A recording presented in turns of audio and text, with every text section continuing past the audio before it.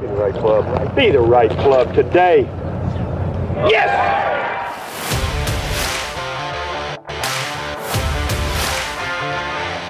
Again, has to be careful of the speed. What a comeback season for Hal Sutton. Come right back toward the hole.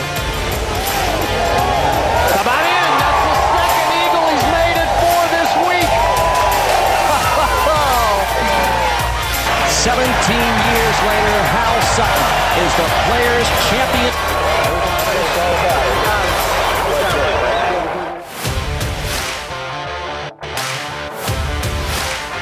He's got it going right at the flagstick. It'll be up. It is.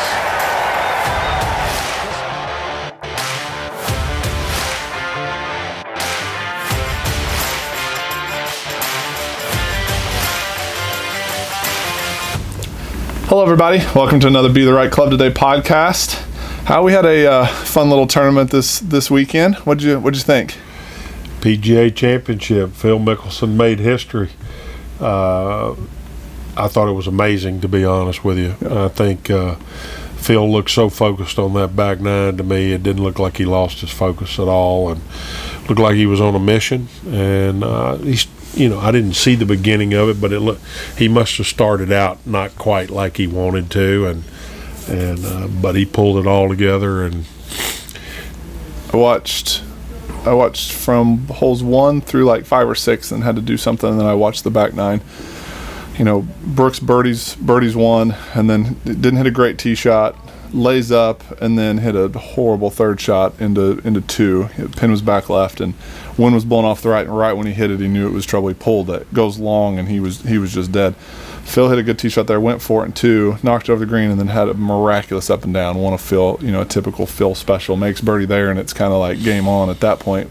Brooks ends up making double. yeah, And that's where it was kind of didn't really let the sails out at that point. He ended up making a few more mistakes coming down or leading up to the stretch where he kind of shot himself out of it. But I felt like, to your point about Phil looking very focused, I felt like it was a different feel. Like I felt like 10 years ago, I think he would have been waving and smiling and even more thumbs up than he did. Like he looked like it was almost like he realized, like, I might not have any other opportunity like this ever again, and I'm going to try to take full advantage of it. I couldn't have put it better. I think he realized this is an incredible moment for him, and I'm going to try to do everything in my power to seize this moment. One of the things that helped out a little bit was it was windy enough that people weren't going to shoot close to the lead. They were going to shoot 65. Yeah. So he didn't really have to worry about somebody shooting the lights out to beat him. And when he hit the tee shot on 16 and he outdrove Brooks there, he hit it like 366 yards or whatever it was. It looked pretty solid to me. Yeah. At that point. It's like, wow, he just got to get over the water on 17, and then he's just kind of cruising. He actually got a bad break on 17. That ball hit really hard and went up into the stuff, and you could tell he's just staying totally in control, even when it was in the stuff, which I'm sure that was a little bit of a scary shot. You don't know how the ball's going to come out of there. And even for a wizard like him with a wedge in his hand, sure, that's still an unknown. Talk a little bit about the putter he's using, and because this is what we're going to get into today. A putter that I heard Brandel and I heard David Duvall talking about on the show afterwards, about how the sweet spot on that putter is literally the size of less than a dime, and that there's zero technology in it. It's kind of been his baby from the get-go. I mean, talk a little bit about just him using something old school like that, and what's your thoughts on that? I don't know what my thoughts are on that, to be honest with you. I think he went back to who he was. Yeah. I think he went to home plate, and I think he was really comfortable with that. I mean, you and I mentioned earlier, he went to the claw on 17, I think, and I hadn't seen him do that at all, and You said that he said something technical, the ball was sitting in a low spot or whatever, but I think there was maybe a hint right there of, I can't miss this, and maybe that's what he felt the most comfortable with. Right. I think it'd be so interesting, and maybe the future of golf 10, 20 years from now will look like this, but to have like a heart rate monitor on these guys to really see, and they talked about this with Justin Thomas at the Players. I think it was at the Players or wherever he won. He had I think he had a whoop on or some type of measuring device, and it was showing all the spikes and how he looked calm and collected on the inside on the outside, but he was not at all. Oh, Chase, trust me. I had about a 4-footer downhill on 17 at Riviera to maintain a one-shot lead, and my heart was beating out of my chest.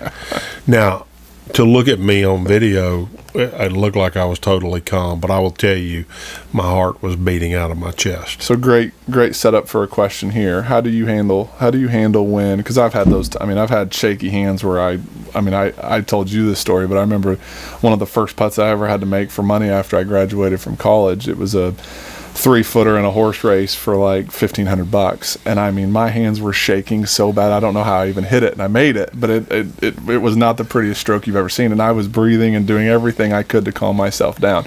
You talk about making your world small, but when your heart is beating like that and it means so much to you, and you can't feel your fingers, you've got that metallic taste in your mouth, like your arms feel heavy. How do you get through that one shot when you need to do it under the most intense pressure? Well, you just have to trust the process. You have to trust what you've been doing for years. I'd hit that putt for years. Yeah, right. It's just, you have to remind yourself, I've hit this putt for years. Not for this kind of thing, yep. Not for this championship, not for this much money, but I've hit this putt for years, and I can do it again. And you almost have to separate. I think that's a great point. You have to separate what it's for, the result, and what might come of it, and turn it back into, again, it's a 4-footer. What is my target? What's the goal? What am I trying to do? It doesn't matter what it's for. And I've made a bazillion of them as a kid, beating Jack Nicklaus, at 7:30 at night at the putting green at your home course. And it's just another one. What's my target? What am I trying to do? Well, that's what I've said 100 times. It is the same 4-footer. It is the same 9-iron. It is the same 7-iron that you hit at your home course. Yeah. It's just got a different end result. Yeah. And we make them too important. And it's exactly why, and we're going to cover this here in a minute, but it's exactly why people get yippy on those little putts, because they care about them more than they care about the 15-footer. They care about the embarrassment of the miss on that putt. They care about the results, as we've talked about so many times on here, and it becomes a result issue, and not so much of sticking to the process of just hitting a good solid putt on line. Well, we're supposed to make a 4-footer. We all think we're supposed to make a 4-footer, right. And we give ourselves some leniency on a 15-footer because we're not supposed to make all those 15-footers. Yep. And, because of that, when we miss one, we feel like it is defining us. Yep. And, certainly it doesn't. If you look over the long haul, Tiger's missed them, Jack missed them. Every one of the great players in the world, Phil has missed them. Yep. He missed one the other day. Mm-hmm. Look at Brooks. Brooks putted terrible on Saturday. Brooks and Sunday. missed several of them, Mm-hmm. and it happens. Yep. But Brooks, I will guarantee you, is not going to let that define him. Yeah, especially him. Yeah. Well, and I think that's good for, again, parents. We talk about all the time. Don't panic from bad results for a couple of tournaments, a week, even a month of bad results. Like, it is part of the ebbs and flows of golf. And if Brooks putts like Brooks normally does, or normally has done in the last couple majors, he probably wins by 2 or 3. He missed so many little putts that could have, over time, could have affected the outcome of the tournament. But he's not going to go change who Brooks is. He's going to be better. So I was listening to an interview about Brooks, and they asked him about missing the putts, and he said, I think everybody was having trouble putting. The wind was causing problems out there. So there's a mark of a really good player. It's always something else's fault. It's never their fault. If they start to allow themselves to think it's their fault, then it becomes a situation where it starts to define who they are. Yep. And they do not let that happen. It is always going to be something caused me to do that. We've talked about tricking the brain, tricking yourself into thinking you're better than you are, and it's the same thing. He's tricking his brain into not letting him think he's worse than he is. Right. That's exactly right. So today's podcast is we've been asked this quite a bit we've been asked to do a putting podcast for a little while, and so we're gonna talk about the ins and outs of putting, and a perfect segue from Brooks' struggles was going right into this, right? One of the things that I found interesting when you and I first met was, we talk about you got to kind of know your brand as a golfer, but diving in a little bit deeper, you've kind of made the analogy that you need to know who you are as a putter. What kind of putter are you? And the first thing we kind of talked about was, are you a Tiger Woods? Are you a Tiger Woods who's going to tend to roll in those 3 and 4 footers with a little bit more authority than most? Are you a Jack Nicklaus who, as you said, and you've played with him so many times, you said he pretty much died everything in the hole? Or, we brought up like a Brad Faxon who tended to kind of roll it with the right weight or a normal speed each time. Who are you? And trying to be that person every time you step up on the golf course, step on the putting green. Well, you have to decide who you're going to be, because you can't read the putt until you know how hard you're going to hit it. Yep. And, having played with all 3 of those guys quite a few times, Tiger always was an aggressive putter. Now, before I make these comments, I want everybody to understand Tiger left some putts short. Jack hit some putts way by the hole, and but their brand, which is what we're talking about, Tiger was an aggressive putter, always played to hit the back of the hole, and Jack was more of a die putter, and his perfect speed was where it just rolled over the front lip. When you're a die putter, more of the hole is available to you, and that was Jack's theory, always was his theory. A little bit of Crenshaw was that way too. Sure. And Tiger believed in a more direct line to the hole, and he didn't like taking short putts out of the hole. Do you think that has anything to do with where they grew up? Tiger putting on Poana growing up a little bit more. Jack putting on Bent up in the Muirfield, Ohio area. Yeah, could have very well been the case. Yeah. I can assure you that the greens weren't as bumpy in Ohio as they were at Poana and right. California. Sure. How are you? Where would you have defined you? I was kind of an in-between. I wasn't super aggressive, and I wasn't a die putter either. Middle of the road. And you grew up on grainy Bermuda. I grew up on grainy Bermuda. And I grew up on really good bent greens for the course. We had a little small course we had, and I tended to be a die putter, and I really struggled. I didn't play on much Bermuda growing up until late high school and then early college. First year of college was in Monroe, and I really struggled getting used to grainy Bermuda. I didn't ever hit. I had a hard time hitting putts hard enough on those little breaking putts. Almost looked like the ball had brakes on it, like it would slow down too fast because the grass was kind of grabbing it. I think I was actually at an advantage growing up on slower greens because it made me putt a little bit more aggressive, and then I toned it down when I got on bent grass greens. I think I was a better putter when I practiced on slower greens, and seemed to make more putts during that time. Once everybody's agronomy got up to speed and everybody started getting the greens really fast, I think it has a tendency to cause you to be a little bit more conservative. And what we see here, we have putt view in here, and what I see back there when I'm watching people, they can't seem to put enough speed on it to keep it on the line.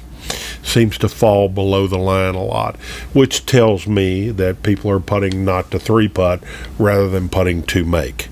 And slower greens will tend to, get you to hit it a little bit more aggressive. Try to knock it in the hole. Do you think?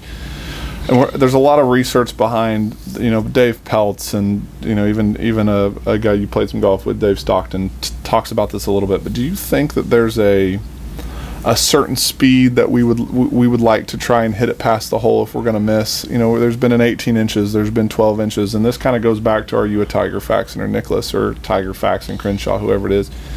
Do you think that number is going to obviously vary based off of who you are as a putter? I think it definitely is going to vary based on who you are as a putter.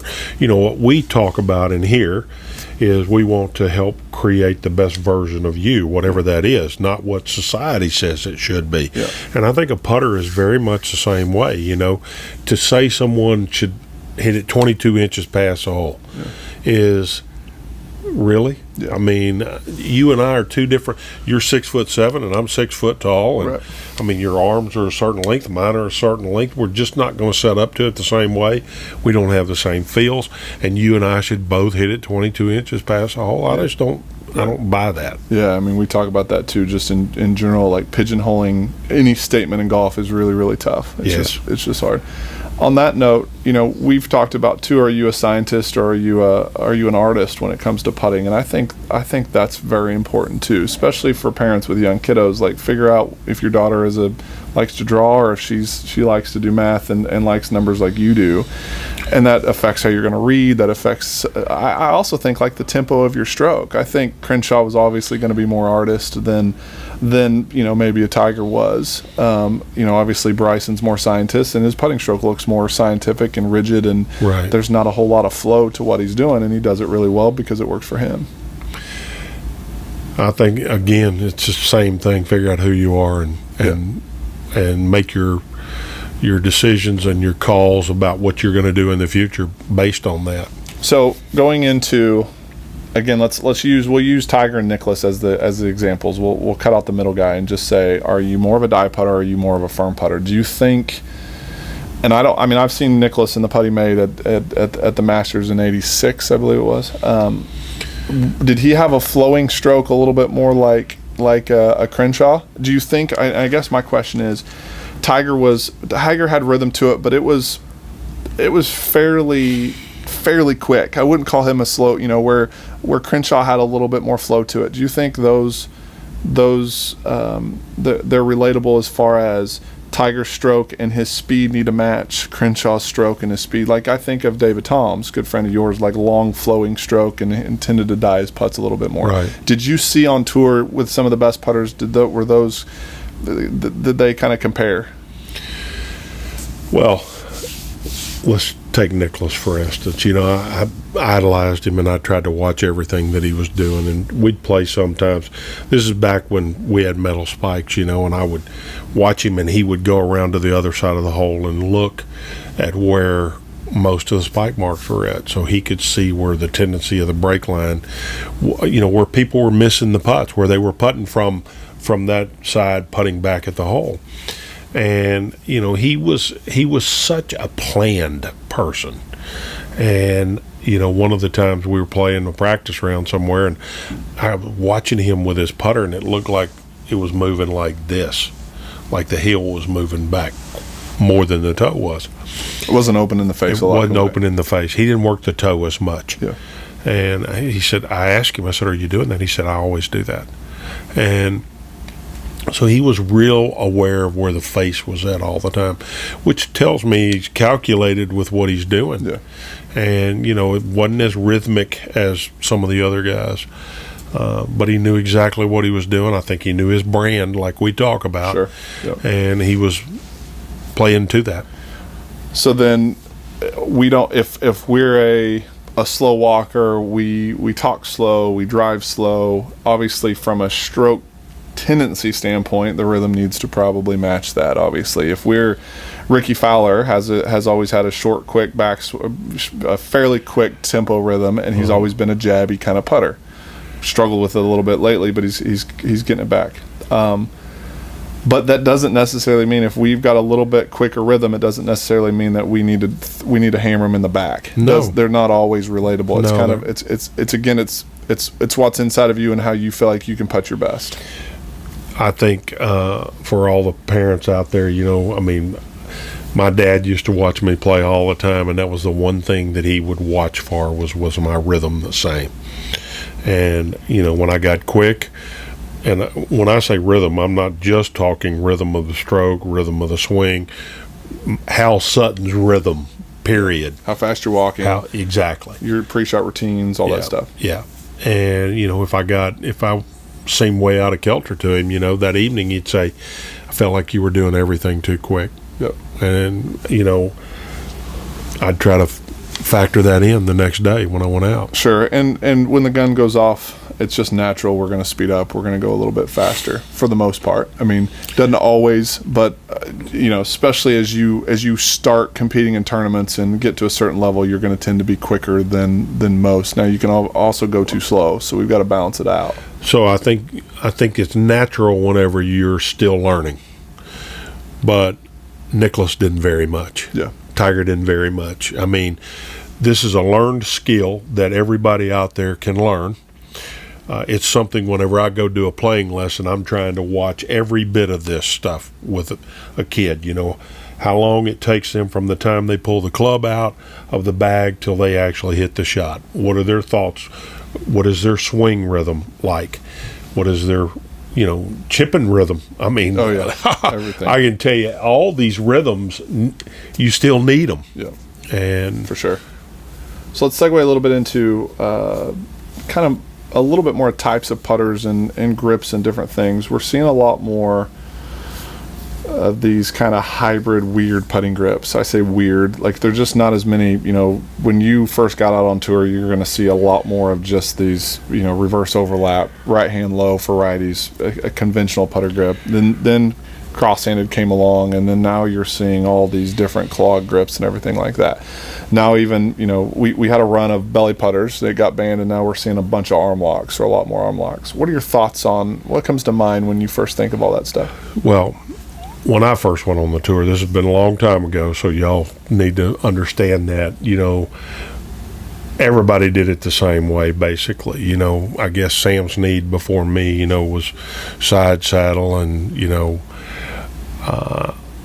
but to my recollection, when I was out there, everybody putted the same way, basically, with few exceptions.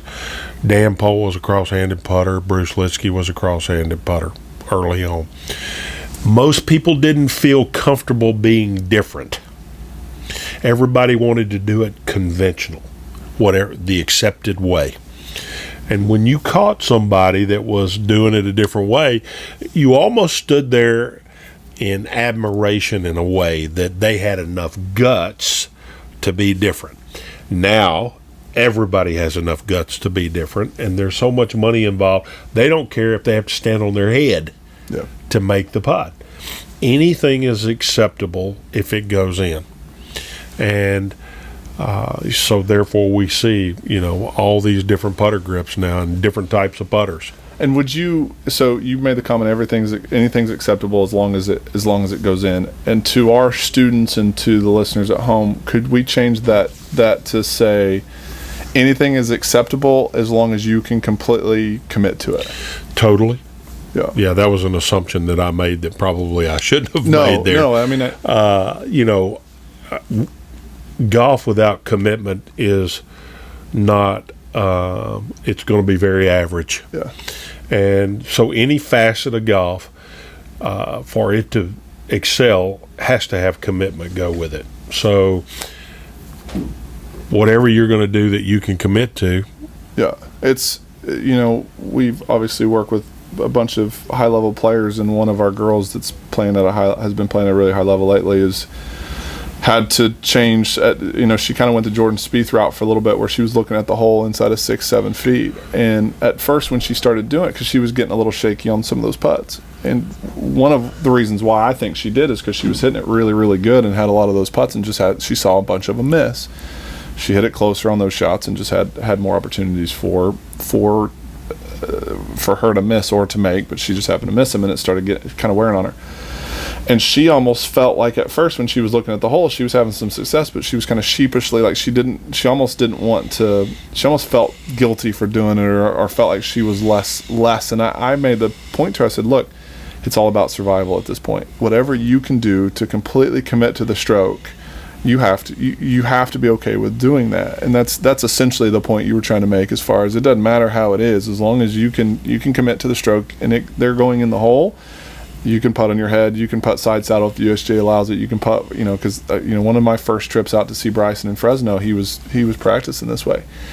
He was practicing side saddle, and he wasn't as good at it, obviously, as he's figured out the arm lock. But he wasn't against trying anything to find an edge. The lowest round I ever shot in competition was 61, and I shot it with a 43-inch putter I putted split hand.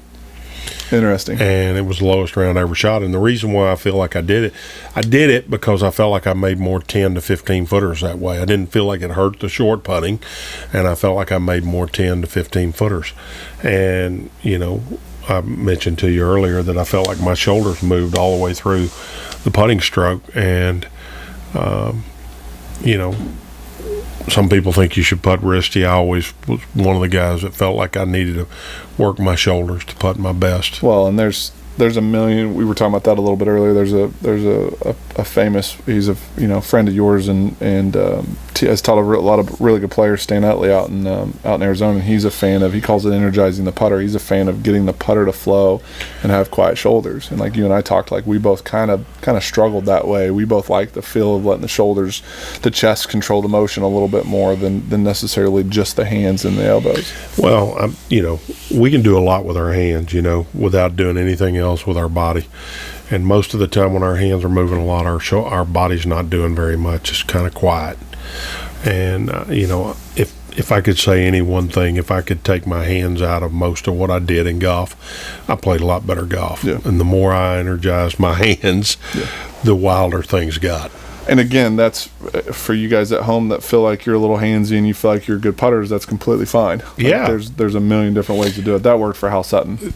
That was my brand. Yeah, and I was just verbalizing my brand. And what we preach is figure out who you are, and we don't want to change who you are. We want to try to take your brand and make you the best you can be with your brand. One of the things I like to tell students when they come for a putting lesson, I say, look, however you're putting today, right now, whatever mechanics you're using, if you were the best putter in the world, I wouldn't change a thing. But if you think you're the worst putter in the world, I might change everything. And that's the challenge with putting, because there's a million different ways to do it, and you've got to figure out the best way you can control your speed, which is the number one factor in being a good putter. Control your speed, and can you hit it solid, and can you start it on the line you want to start it on? Those are really the three questions you have to ask yourself. From there's green reading skills, and there's some other factors that come into play. But if you can start it on line, if you can hit it solid, and if you can control your speed, you can be a great putter. Starting it online, that's key. So think back to some of the best putters you ever saw, you ever watched play. I think Lauren Roberts was famous for almost being more straight back, straight through per se. I don't think it really exists. I think it's hard to be outside of 10 feet. I think it's really, we stand to the side of a ball, it's really hard to be straight back, straight through. I guess if you're Bryson and you're right on top of it, the shaft's vertical. But pretty much everybody was archy, but I do think they were archier back in your day than they are now. I think they're trying to keep it closer to a straighter arc. But talk about kind of what you saw with some of the players. I've already mentioned Jack. Yeah. Work the heel of the putter. The more you work the heel of the putter, the more straight back it's going to go. Yep. The more you work the toe of the putter, the more archy it's going to be. Yep. Crenshaw was very archy. He worked the toe of the putter a lot. I've seen a lot of people do it a lot of different ways. Yeah. I don't think there is a right or wrong. Yeah. And I think there is your right, and you getting settled in and comfortable with that is critical. And there's criticism. People, that's one of the things that makes golf hard, is everybody's got an opinion. Yeah. And, I had a guy in here today, and he told me he'd listen to anybody. And I said, this is a really good player. I said, you better stop that. Yeah. You better have a plan. You better stick to your plan. And, you know, he really hadn't even, I'm talking a really good player, and he hadn't really locked in on his brand. Yeah. He still thought it was under this rock or under this rock. He was going to get like a fortune cookie. Yeah. He was going to get, your brand is this. Right. And I think that's your choice, your decision. Yep. And you said it a bunch, like not one small little decision like that or one small little bit of information under a rock's going to change your life. It's not going to change your golfing life anyway. No, it's not.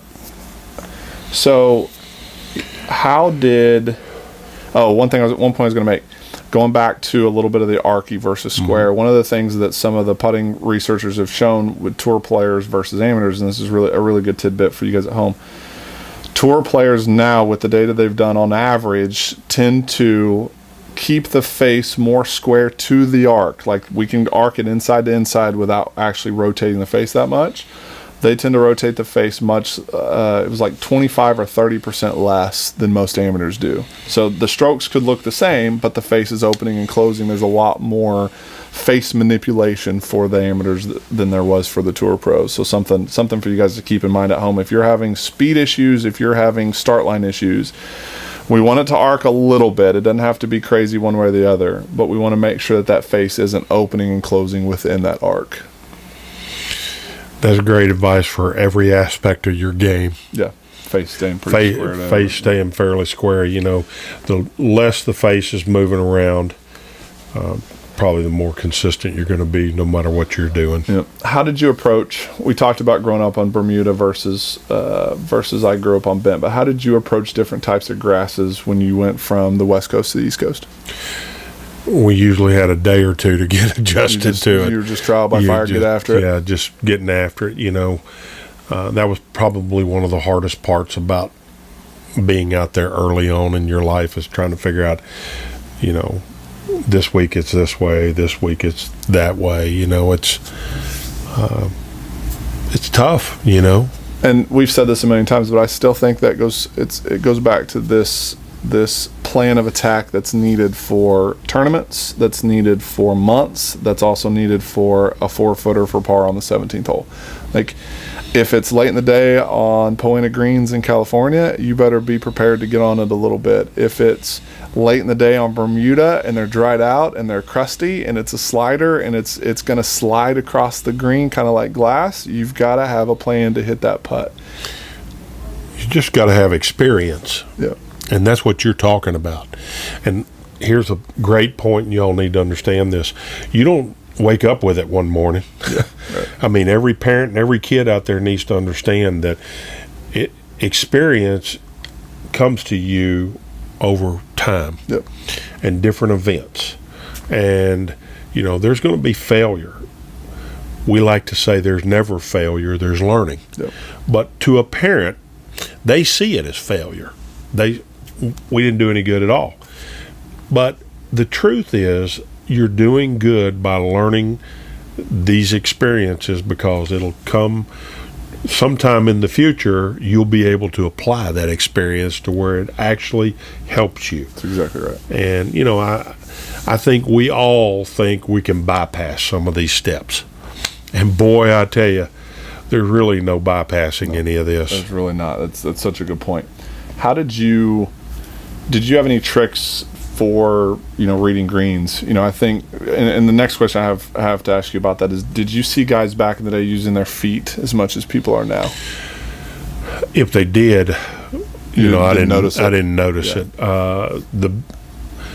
One of the things that I felt like made reading greens easier was always looking at it from the underside of the hole. So you never looked at it. So, for instance, if the whole slope of the green was going this way, I always looked at it from over here. I could see break better from over here. If you're on the top side of it looking down, it's harder to see the break. And you know, the other thing is that this was a Hal Sutton thing. I don't know if this is what everybody else did or not. I always, you know, a lot of times you're going to read a putt from both sides of the hole and you're going to see two different things. Yeah. You know, that could be confusion, and we've talked about it on here a lot of times. You have to be willing to commit to something. I always went with what I saw from behind the hole. Yeah. I mean, from behind my ball. behind the ball. Yeah. Not behind the hole. Me too. And I just never could lock in completely from what I saw from behind the hole. I was the exact same way. I would read at left edge behind the ball and going the other way behind the hole, and I would always commit to what I saw behind the ball, just because. Again, and that's going to always be your last look too. You're always going to see it from behind it and step into it, and you've got to go with almost a recency bias there. And here's another thought. This is not really true for a lot of people out there, but could be if you're playing in a best ball tournament. Player and caddy. Somebody's got to have the last call. Yeah. And I played a lot of golf with Calvin Peete, one of the best players of our era. I can tell you right now, he was a great player. Golf ball, his caddy read all the greens and told him exactly where to hit the putt. And he was the CEO of the green reading as far as the Calvin Peete crowd. And they won a lot of golf tournaments, were very successful. Calvin didn't fight him on it. He trusted what golf ball saw. And, so you can't commit to something until there's a decision made. Yeah, that's exactly right. You talked about reading greens as you walked up to the green, too. Yes. Yeah. That was something I learned from Jack Nicklaus. He's always paying attention to the green when he's walking up. And, you can see things from afar that you can't quite see when you're right there on top of it. One of the things is I've gotten to know you a bit more and talked about golf course architecture. And even being at when we were at Big Easy and getting to know the superintendent out there quite a bit, talked a lot about how, especially some of your better golf courses, some of the not the push-up greens like a little Mom Paul Muni, but your big-time golf courses, the number one goal with greens was to get water to drain off the green. Right. And so if you think about the design of the green, there's going to be movements to get water because they do not want water standing on the green. Right. And so if you look at greens, that's helped me recently, like when we went out and played Boot Ranch. Seeing the contours and the movements and where water would go helped me to have a better understanding of, okay, this putt's generally going to go this way or this way. Yeah, low spots on the greens are going to, even in the dwarf Bermudas that are out there right now. The grain grows to where the water's running to. Yeah. And you'll see it, the change color of the green, and it'll get shiny or darker or whatever. So pay attention to where the low spots are. How did you practice putting? First of all, my back always hurt from practicing putting Me too. a lot of times. So, I like to joke with my dad. I was too tall to practice putting, and it didn't work very well. It didn't work. He didn't take that for an He excuse. didn't go for that. I like everyone else, as a kid, loved putting long putts. You go out with your friends, and who could make the longest putt. And that gets old after a while because there's not enough satisfaction out of the result. And then we start putting shorter putts. I felt like I was a lot better putter as a kid when I was putting longer putts.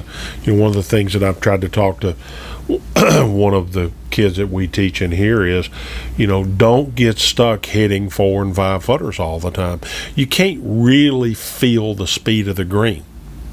You've got to putt longer putts to feel the speed of the green. And, when you're going to a tournament and everybody's practicing putting right before they go out, it's a lot of people on the putting green, so it's harder to hit long putts if you hit it at a hole. Yeah. Well, you don't have to hit it at a hole to figure out the speed of the green. Right. I mean, the number one thing to being a great putter, you've got to have speed control. You have to have an idea how hard you want to hit it, and then can you hit it that hard? And then, as you mentioned, face control would be obviously number 2. Reading greens would be probably number 3 as far as the order of importance. But, my dad made me do one of the things, like growing up, he was my putting coach and made me putt all the time. And we would have to go, I'd have to 2-putt 10 putts in a row from 30 plus feet before we could go home, different putts, different holes, and all that stuff. And the thing that did for me is, what did it make me do? It made me putt a lot of short putts too, because I had a bunch of 4 and 5 footers that I had to make that mattered a little bit. Some of the sports psychologists I've talked to and some of the science guys say that it's better if you're going to putt short ones, putt them short enough to where you see the ball go in the hole a bunch. So there's nothing wrong with putting a bunch of 2-footers, working on your stroke to where you hear the sound of the ball going in. And it's, again, going back to this idea of tricking your brain into thinking you're better than you are, putting that same 1-footer, 2-footer. I think we talked about this in an earlier podcast we did. Like, if you fight pulls, then go to a 1-foot putt or a 2-foot putt, line up dead center and try and push it in the hole. You're good at pulling it. You've developed a skill to pull it, developed a skill to push it. So, like, depending on what your weakness is, controlling face or controlling speed or whatever it is, obviously working on that weakness. But, I mean, he made me putt a million lag putts. It was always, Chase, if you don't 3-putt, you're going to have a chance to win tournaments. And working with some of the kids we work with and having girls that hit it really well and having 7 3-putts around, I think he was right, even though my back still hurts from all the putting he made me do. Well, I can tell you this. I never saw a lot of people make a lot of 30 and 40 footers. The difference between the really good putters and just the average guys is the really good putters, they don't miss many that are 4-foot or less, and they make a lot more 8, 10, and 12-foot putts. Yeah. And I'll tell you, that is where everybody needs, if you're out there right now, you want to make a difference in your game, start making 8 to 12-footers a lot, and you will see your scores go down. Yeah. I mean, tour players on average make 50% of their 8-footers. So you amateurs at home are probably making 25 to 30%. So if you can make, because again, you can chip it to 8 feet, and you're gonna have you're gonna hit some good shots in there to 8 to 10 feet. And if you're missing them all, well, every low round that I can recall that I had when I was on the tour, I made a bunch of 8 to 15 footers, and I didn't make many 30 or 40 footers. No, if you make one. If I made one 30 or 40 footer in 2 days, I was lucky, basically. Yeah. I mean, at that point, once the ball leaves the face, I mean, it's sheer luck at that point, whether it bounces the right way or whatever it is. How did you handle bad putting months or bad putting tournaments, or did you practice more? Did you practice less? Did you say the math's going to catch back up and I'm due to putt better the next week? Like, how did you handle that? I felt like it was, time. It's hard to be patient. We're not very patient. No. And golfers are panickers. Like, we keep saying that. Don't panic. Yeah. I mean, parents tend to panic real fast, and something's wrong. We got to get it worked out. And, to me, I think, if you're working at it and you're not just loafing, it's going to come, if you are committed to it. Yep. And you have a plan before you hit the putt. I tried to have a plan before I hit the putt. Yep. I had picked out the line, stayed in the present, didn't plan on making it. I was going to accept the result. But I had a plan. I was committed to the plan. And it goes back to the whole idea of, if you miss the putt, there's 3 keys, right? Did you misread it? Was it a bad stroke, or was it bad commitment? Right. And it's being able to assess that correctly. That's so huge. And if you have a couple weeks of bad putting, it could be a blip in the radar, right? But if it's 2 months of bad putting and it's consistent misses or inconsistent misses, whatever it is, if it's inconsistent misses, it's probably a mindset thing. If it's consistent misses, then it's probably a stroke issue, and then you can possibly take a peek. So here's something that must be said. Of those 3 things, the only one of those 3 things that you can make sure is exactly right every time you do it is your level of commitment. Yep. I mean, you can be wrong, but you can still be committed to that wrong. So, I mean, you're not in control of, is it a bad stroke? Sometimes. I mean, we practice hard to make sure that we don't ever make a bad stroke. Correct. And to that point, you're never going to read every putt right, and you're never going to make a perfect stroke every time. That's right. That's my point. Yeah. But you can commit to every putt. That's the only thing you can do for sure. Yep. And since we've been doing this, I've had a lot of people ask me, well, what exactly does commitment mean? And it's going back to the analogy. I mean, think of an archer shooting an apple off a guy's head. He's he's aiming at a certain spot. He's not worried about hitting the guy in the head. He's worried about trying to hit the apple. And it's the same concept. Even if you misread it, even if your stroke's not perfect, if you can keep the commitment level the exact same on every shot in golf, you have a much better chance of succeeding. And again, you were great at it. I was not great at it. I was okay at it, but it's completely easier said than done too. Like, do you think you ever had a round of golf where you committed to every shot to the best? No, I don't think I ever had a round of golf. And think about that statement, right? Like, you played 600 PGA Tour rounds, you won 14 times, and you would think, especially with your persona and your personality, like, you would probably have a better commitment level than most of the guys out there. Well, I mean, the last round of the PGA when I won it, I made 3 bogeys in a row, and all 3 of them came from lack of commitment. But I realized that, and I played the last 4 holes totally committed to every shot that I hit. So, I mean, we're going to make mistakes, and I don't want you to think that what we talk about on here will ever cause you to become a mistake-free person. Yeah, correct. And go back to the statement of, like, this idea that our self-talk, if our self-talk was a friend of ours, we'd have probably gotten rid of that friend a long time ago. Like, your brain's going to have a tendency to want to self-sabotage you, and you got to be able to shut it down and say, nope, I can do this, I got this, what's my plan of attack, what am I trying to do? Well, I always felt like there was self-talk. This guy right here was telling me all the negative things, and this guy right here was saying, no, don't believe that, you know. Right. I just wanted this guy to win. Right. You know, to think that you're never going to have negative thoughts is wrong. I mean, it's going to happen. Yeah. You just have to recognize that they're coming and defeat them.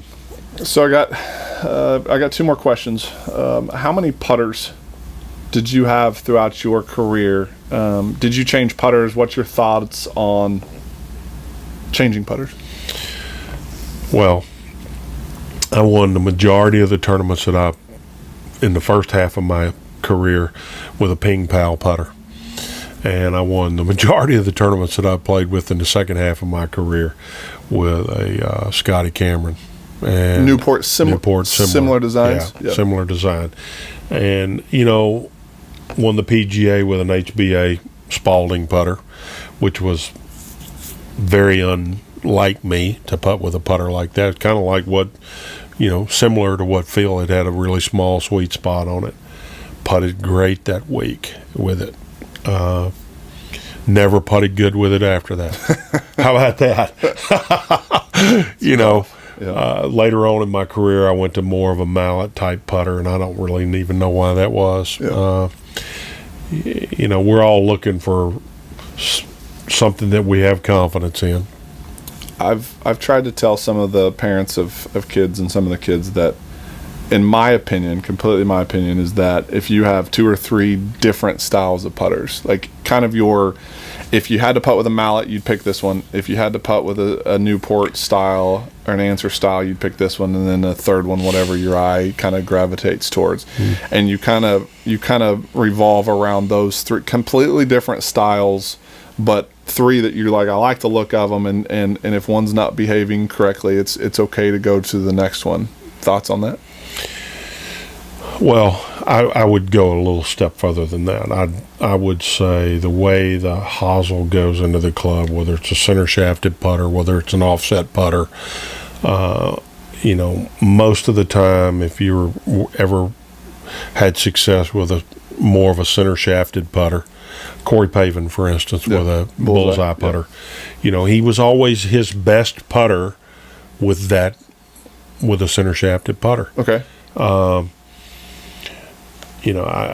don't think I would have ever seen Corey Pavin with a zebra putter. Yeah, right, a big mallet. Okay. A big mallet. So then are you saying more so along the lines of stick with, if it is no offset center shaft, stick with that kind of design, and then you can vary a couple of different ones within that grouping. Yes. But don't go crazy offset, no offset, back set, all within three different looks. Unless things are just totally terrible and have been for quite a while, and you need a change. A big change. A big change, and maybe try it then. I mean, there's no set way to do this. I think I like organization. I've always liked organization, and I was kind of organized with my thoughts with my game. Yeah. And again, though, all this discussion comes back to, it's all about, like we have at the end, it's all about survival. Right. Can you commit to whatever you're trying to do, whether it looks horrible or whether it looks perfect to your eye? Can you commit to what the goal is, the plan was, the line, the speed, all that stuff?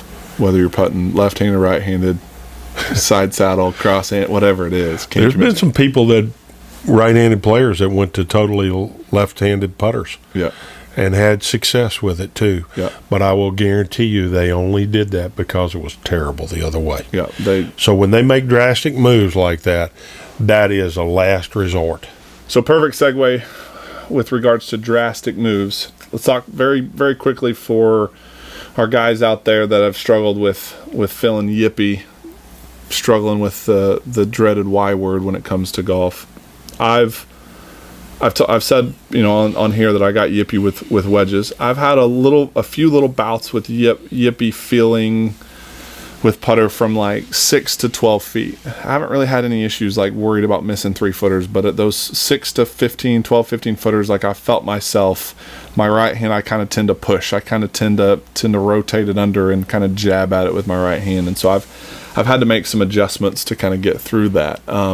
Did you ever have any bouts with what would you call the yips? Not really, but I never really worked the face a lot. Yeah. I tended to be a little bit more of, once again, because I really liked Jack. Yeah. When he told me that the heel went away a little bit, he worked the heel away. That causes you to take it more straight back and straight through. I think you get a little bit yippy when that face is moving around. Yeah.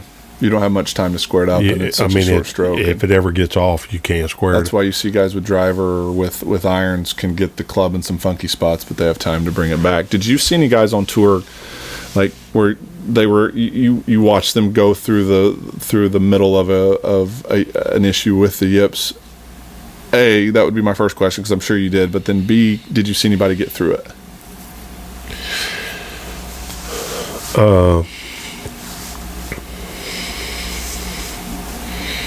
I wish you'd hit me with that question before I could have thought about it more. Everybody misses short putts. Sure. Well, and I guess where I'm going with this is just this, going back to this idea of like you've got to do something that you can commit to. We saw. I mean, one of the biggest ones I remember seeing was Ernie. Ernie it was one at Augusta, he 7 putted or 8 putt. I mean, and there was a putt he hit a couple weeks before from 2 feet or a foot and a half that he didn't even. I mean, you could even he called it. He was like, I got the heebie-jeebies. Like it was just going off in his hands. Well, here's another example. At Augusta, Seve 4 putted one hole there, and they asked him in the media room what happened. He said, I miss, I make. I like his answer there because he was basically saying, I'm trying, and I made it. Mm-hmm. Instead of everything that's wrong all the time. Right. To me, the way he answered that, he must have been committed on all those putts. Yeah. And, we're not right all the time. Right. And I think if you realize, hey, I did what I was trying to do. It didn't go in. That shouldn't make me yippy. I did what I wanted to do. Yeah. And that's such a great point because what happens is the yips start from it's a slightly mechanical issue over a course of time, and then it turns into a complete mental issue, and then at some point it might be past the point of no return that you got to change everything to get through it. I've seen people have to do that, yeah. And so that's kind of what, and I'd love your take on this quickly, but how, for the guys at home that are going through it right now, my first recommendation is identify the hand that's causing the problem. It's always one, and very rarely is it 2 hands. Right. Typically for a right-handed golfer, it tends to be the right hand. It tends to be the right hand getting after it. But if it's the left hand, that's, not that it's fine, but it happens.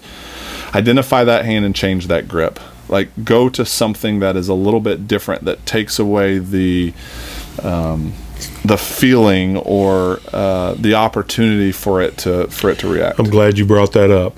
I didn't change putters a lot, but I changed my grip a lot. Okay, interesting. So I'd even move my left hand over more, or change my right hand, or change the way I laid my finger down on my right hand. So I would do something that gave me a different feel with the putter in my hand. Okay. But I didn't change putters a lot. Yeah, so you had a very similar style putter as you mentioned, but weren't afraid to tinker with slightly different grips. I mean, I would even, if I felt like my right hand was getting too much involved, I'd go left hand low in the middle of a round. And Freddie used to love it when I'd do that, because he said, I can't remember, but it was a lot. You made a lot of 15-footers when you would go left hand low. First putt. Yeah. I never really went left hand low on a 3 or 4 footer to begin with. Yeah. Or I never went left hand low on a 30 or 40 footer. I'd go left hand low on an 8 to a 15 footer. See, and I love that, because going full circle to your original statement about guys on tour not changing a whole lot, or not experimenting a whole lot early on, because they almost felt like they were showing signs of weakness. Right. You know, and now, like, I always thought if you changed putters or if you made little changes like that, you were showing that you weren't good enough. You're the normal way, and it was a sign of weakness. But again, it goes back to the whole point: whatever we can do to survive. Well, it was a sign of anger in my case, because I had missed too many the other way, and it's like, I got to do something different here right now. This. So it's exactly. Yep. So it is a level of survival. I've said on here many times, that maybe in a whole course of a year, I might have been what I thought was on the money 3 or 4 times in a year, which didn't always result in winning. Yeah, right. But the rest of the time, I was just managing what I had. Yep. And that's what you out there need to be able to do better than you are currently doing. You need to inventory what you've got and manage what you've got better. Yep. And when it goes bad, figure out why it went bad. Was it mindset? Was it mechanics? What was the problem? Did you have a plan? Did you commit to the plan? And did you just not execute the shot as well, or the swing as well as you had hoped? Or did your mindset, did your compass, your GPS get diverted in the middle of the swing, in the middle of the stroke, in the middle of the route? Couldn't have said it better myself. Hope you enjoyed it. Putting podcast. We've been asked to do it for a while now. We wanted to get this in. As always, let us know if you have any questions. We've got some awesome guests coming up. As always, trying to make these things as good as we can make them. If you guys have any things you'd like to discuss, we are more than welcome to dive in and get as deep as you guys want us to go. Hal, take us out. Well, congratulations to Phil. He played great. Jack Nicklaus, we thought he had done pretty amazing things to win the Masters at 46. Trust me, winning on Kiowa Island at almost 51, cool. What an incredible feat. So follow us on social media, Hal Sutton Golf, Twitter, Instagram. Let us know what you want to hear. See you next week.